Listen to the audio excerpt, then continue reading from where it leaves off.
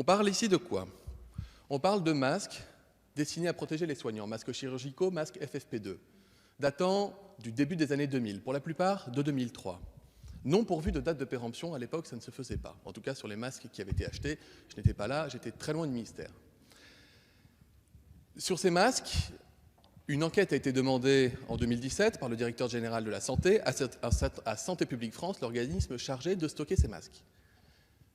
Santé publique France a fait examiner ces masques par la DGA, par l'ANSES, par toutes les autorités qui sont allées regarder les capacités d'une part de filtration du masque, savoir si ça protège du virus, et de respirabilité du masque pour savoir si le masque peut être porté. La sentence est tombée en 2018, ces masques n'étaient plus en état de protéger les soignants. C'était déjà arrivé les années précédentes, ça arrivera encore, monsieur le député. Dès lors, un bon de destruction a été donné par la Direction générale de la Santé pour ne pas garder des masques périmés hors d'usage qu'on ne pouvait pas utiliser pour des soignants.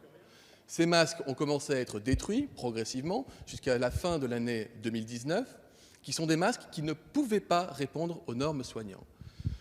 200 et quelques millions de ces masques ont été détruits, mais comme des nombreuses boîtes de médicaments sont détruites également par les autorités de santé lorsqu'ils sont périmés, ça peut arriver que les matériaux soient périmés.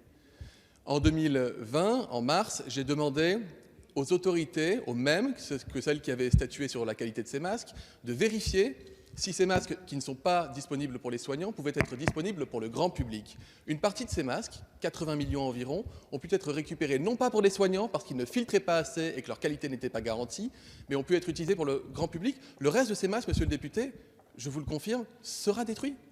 Parce que ce sont des masques qui ne protègent pas, qui ne sont pas respirables et qu'on ne peut donner ni à des soignants, ni même à la population générale.